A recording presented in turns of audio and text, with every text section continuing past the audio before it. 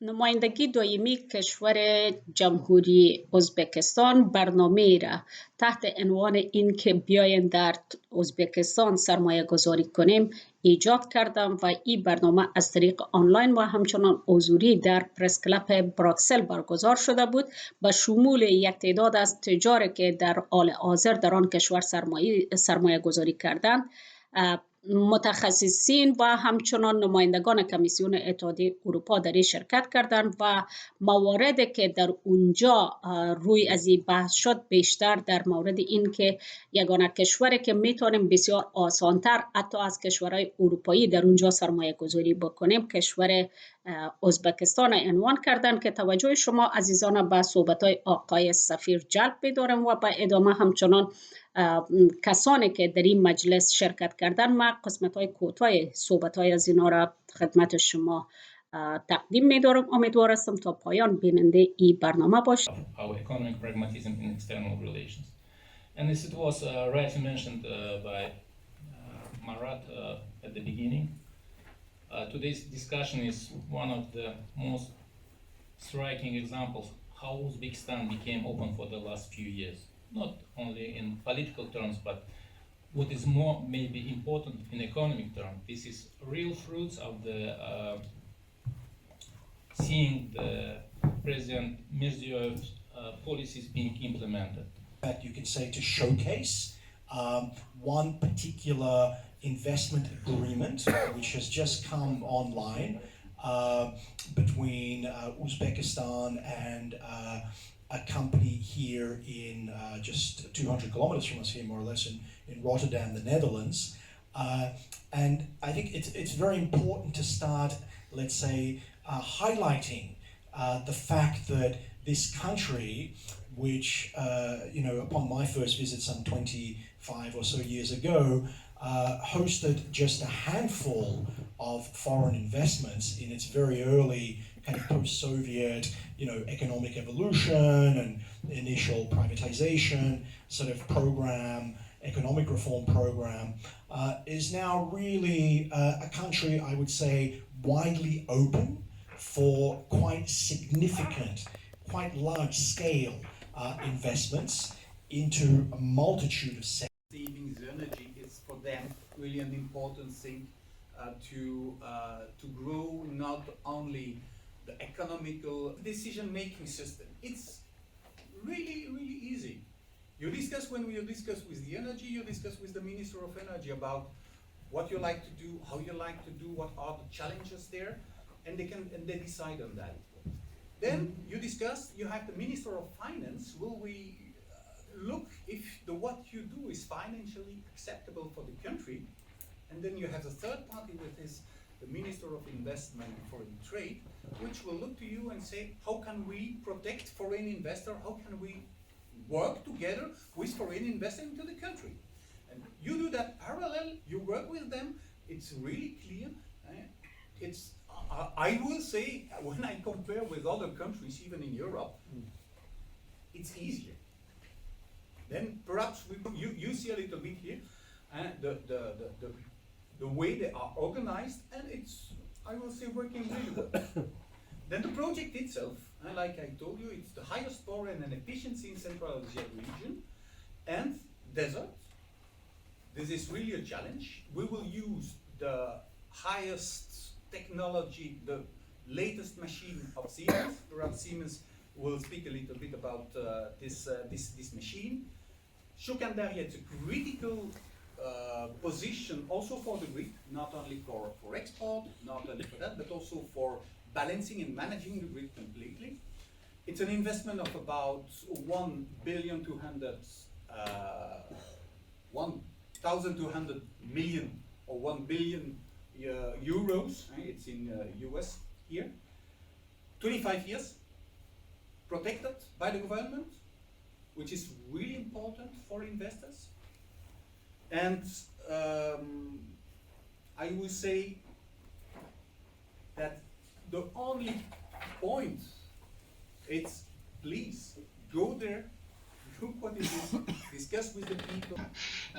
Let me say some words on the project and involvement of Siemens Energy in Uzbekistan. So first of all, I'm very glad that we are about to embark on a journey which will hopefully end in a successful investment project, and that we have won the government of Uzbekistan as a strong partner, but also good companies such as Stone City Energy, and you already listened to them, as a good partner at the local level, because investments and projects at this scale cannot be undertaken without a similar support at the level on the ground or in the theater.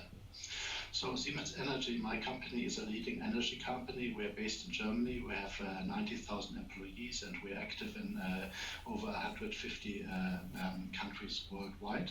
Power plants, we're now working on renewable energy, but we transformed the state of Egypt within a record time of less than 3 years from an energy importer to an energy exporter. And the newest trend we are seeing there is the hydrogen economy with regard to exports in Europe. So I think we are taking a similar roadmap approach in Uzbekistan. We are starting from a consultational basis where we'll discuss the needs and also possible solutions with the Ministry of Energy and other stakeholders in the government, and we will see where this will take us. And the Soha Daria plant is, as already mentioned, is one of the first example. And if it will be successful, there will be considerable investment amounts also from our company, which will make this one of the biggest investment projects in Ukraine, but also in the wider region of Central Asia. And we are very excited about that. And in a way, this is a bit of a home run for me, because I used to work for the OECD in Paris in the investment directorate, and my job was to write investment reviews of certain countries, mainly in the Middle East. So let me just make one message, and the message is that it is very good if countries, including Uzbekistan, that they become members of treaties such as the Energy Charter, which are putting obligations, I would say, and to the country to in the area of investment security, because this is giving a very strong signaling effect to the outside world. Yeah? But this is only one part of the story, I should say, because at the same time, we as investors, I mean, we do not want any kind of escalation as is the worst case under these cases, but we are looking for a long-term, I would say, partnership approach, a joint approach, and in the best sense for both sides, in this case, the government, the public sector, and for us as a private company, for a long-term partnership and a win-win situation for both sides.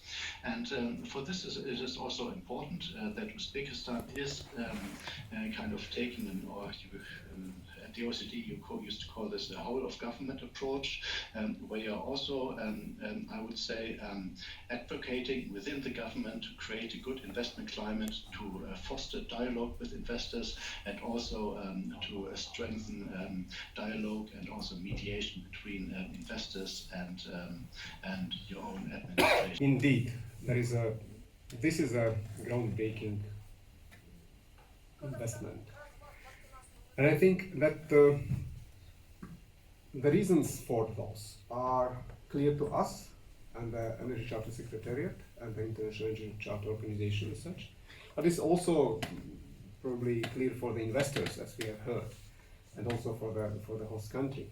But still, let me to sum up why we believe that this is a very significant investment, and not only by its size, but also by the place and the signal which is sending to the country, about the country, for the investors, and about the investors as well. I think that this investment, according to our view, is very important because it's helping country to achieve and to put Uzbekistan in a broader political and economical format. So this investment, we believe, that can actually contribute to achievements of the Paris Agreement goals, which was ratified by Uzbekistan in 2018. It may sound strange that the gas power plant could follow us, could lead us to this goal, to the diminishing and to get to the zero emission at 50-50. But indeed, the place in the current system of the power supply and distribution, as it was mentioned by technical people before me, it's the confirmation of this fact. It also reflects the very practical and very useful nature of this investment. The countries from the region and Uzbekistan itself, for a long time, they have been accustomed to grants and subsidized investments. So this was something they call, I remember very well, when I talked to one of the ministers from the region, he told me, oh, so we are looking for the investments. And from what kind of investments I'm looking for? I'm asking the gentleman. Yes, from those international financial donors. I'm telling, okay, good, so those are not investments. Investments, those are kind of support schemes and all kind of important instrument for your development, but those are not investments I refer to. So I'm referring to the foreign direct private investment. And the reason, the question which was asked before, why it takes so long time? Indeed, because the country was not ready yet to take this type of investment before. And it was not only